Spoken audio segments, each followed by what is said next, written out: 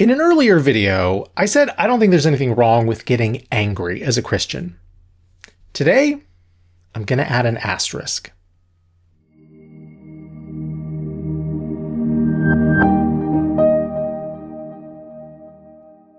Hi, I'm Justin Lee, and this is a year of Bible. This year, we're reading our way through all the books of the New Testament, one chapter a day, 5 days a week.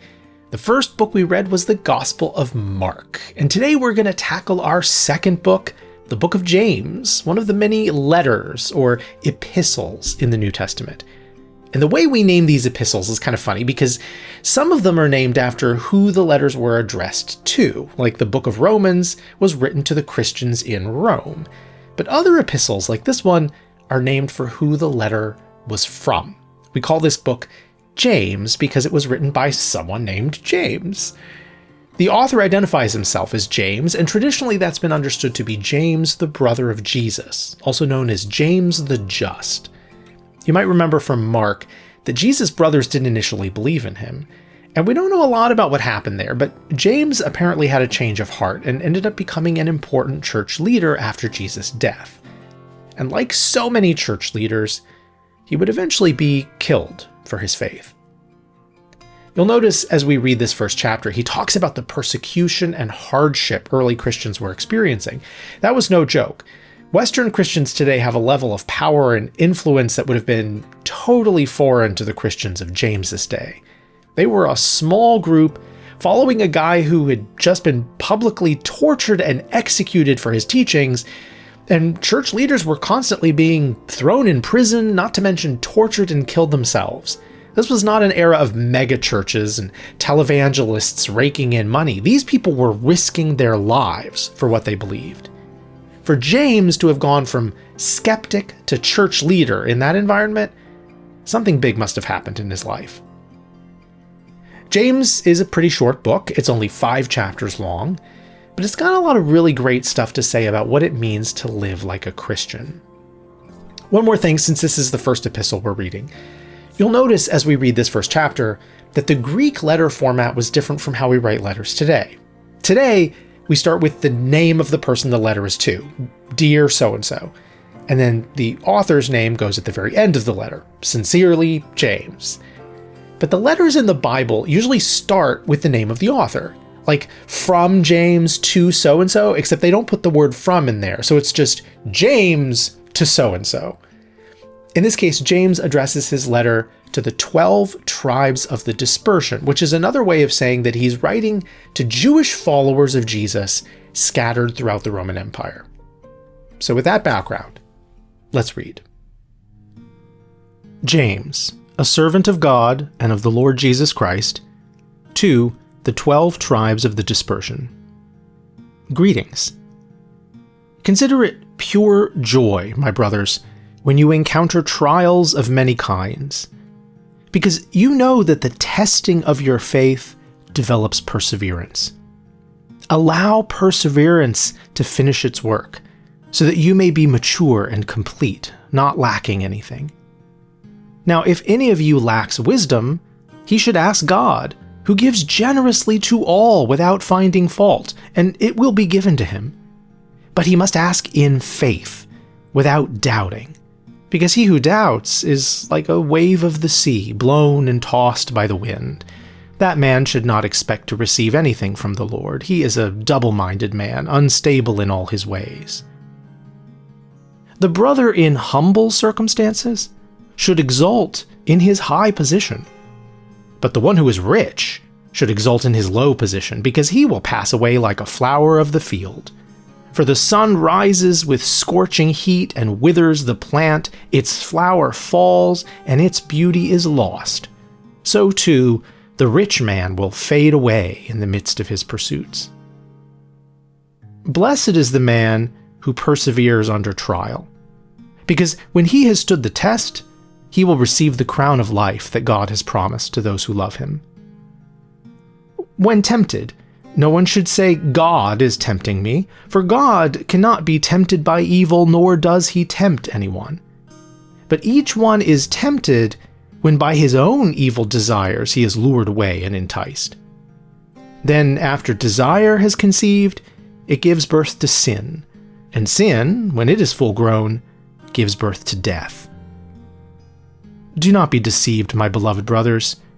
Every good and perfect gift is from above, coming down from the Father of the heavenly lights, with whom there is no change or shifting shadow. He chose to give us birth through the word of truth, that we would be a kind of first fruits of his creation. My beloved brothers, understand this. Everyone should be quick to listen, slow to speak, and slow to anger. For man's anger does not bring about the righteousness that God desires. Therefore, get rid of all moral filth and every expression of evil, and humbly accept the word planted in you, which can save your souls. Be doers of the word, and not hearers only. Otherwise you are deceiving yourselves. For anyone who hears the word, but does not carry it out, is like a man who looks at his face in a mirror and after observing himself goes away and immediately forgets what he looks like. But the one who looks intently into the perfect law of freedom and continues to do so, not being a forgetful hearer, but an effective doer, he will be blessed in what he does. If anyone considers himself religious, and yet does not bridle his tongue, he deceives his heart, and his religion is worthless. Pure and undefiled religion before our God and Father is this: to care for orphans and widows in their distress, and to keep oneself from being polluted by the world. Well, I could easily do multiple days per chapter in James. There are just so many great things to talk about. And in fact, there are a couple of things in this chapter that I'm going to talk about tomorrow when we read the second chapter, because they all kind of fit together. But today, I'd like to just focus on one little line in this chapter, because as short as it is, it's become a favorite quote of mine that I return to again and again in my life. It's this: everyone should be quick to listen, slow to speak, and slow to anger, for man's anger does not bring about the righteousness that God desires. Now, I know the word man there feels a bit outdated. It used to be very common in English to refer to all humanity as man, but we don't do that as often today. Many other translations say human anger here, which is certainly what this passage means. And in fact, you may have noticed that the public domain translation we're using often has masculine language in cases like this. Man's anger, the brother in humble circumstances, he should ask God, and so on. I'd like to do a deep dive on this soon, because I know it's distracting to a lot of folks, me included, as an author who's very particular about my use of language. So stay tuned, we will talk about that. But for today, I'm just going to acknowledge it and affirm that no, unlike the hair dye brand, these passages aren't just for men. So back to this quote, which, if it helps, we can read this way. Everyone should be quick to listen, slow to speak, and slow to anger, for our anger does not bring about the righteousness that God desires. Now, just the other day, you might remember I was talking about Jesus cursing the fig tree. And I said that I think it's human to have strong emotions, including anger, and that it seems even Jesus got angry, yet was sinless. And I still stand by that. But then what does James mean here when he says our anger does not bring about the righteousness that God desires? Well, thinking back to my own experience of anger, I think I got a pretty good idea what this means. And if you've ever been really angry and said things you later regretted, you may have a good idea what it means too. I don't think feeling anger is sinful by itself. But in my experience, anger often doesn't lead you to make the best choices. When we give in to our anger, it becomes that much easier to say or do hurtful things. Feeling angry itself may not be a sin, but anger can sometimes lead us to sin. So being a hothead who loses your temper at every little thing is certainly not ideal. Notice, though, that James doesn't say you should never get angry. He simply says you should be slow to get angry. Everyone has bad days, and sometimes there's even a reason for righteous anger. But ideally, these should be the exception rather than the rule. We shouldn't be going around looking for excuses to get angry and take offense all the time. We should try to look for the good and show others the benefit of the doubt. And one of the best ways I know to do that is to follow James's advice in the first part of this sentence.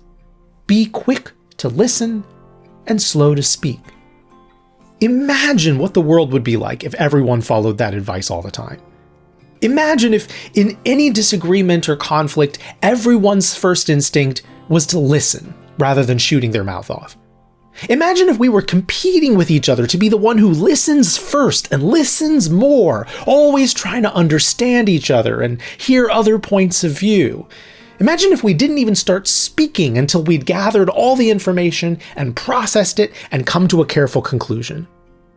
Quick to listen, slow to speak. It would be a different world, wouldn't it? You want a piece of simple biblical advice that could literally change your everyday life? Write this down. Put it up somewhere and practice it every day until it becomes second nature. Be quick to listen, be slow to speak. And the better you get at those two, the easier it will be to follow the third. Be slow to anger. Someone says something you strongly disagree with? You feel those angry words rising in your throat? Stop. Think. Be slow to speak. Be quick to listen. Instead of saying what you want to say to prove them wrong, let them finish talking. Then ask good questions. Not questions to trick or trap them, but questions to help you understand. This person may be wrong, but they still have a story of what led them to those wrong conclusions. The better you understand their story and their point of view, the more you can humanize and understand them as a person. You might find out you don't have the whole story, or at least you might gain enough understanding of them that you can then correct them with love and compassion instead of in anger. It would be amazing if the whole world did this, but it doesn't. Our world is quick to anger, quick to speak, and slow to listen. We fight each other to be heard, and we get furious with others for not listening enough to our side. But James knew that we Christians were called to something better. And just imagine if we followed his advice. Imagine if, when the world thought about Christians, the first thing that came to mind was our incredible tendency to be quick to listen, slow to speak, and slow to become angry. How would that change our world? How would it change the reputation of the church? How would it change people's hearts? We can't control everyone else out there, but I can control me and you can control you. So let's make a commitment to do better with this, to practice each day until we master it, to be quick to listen, slow to speak, and slow to become angry.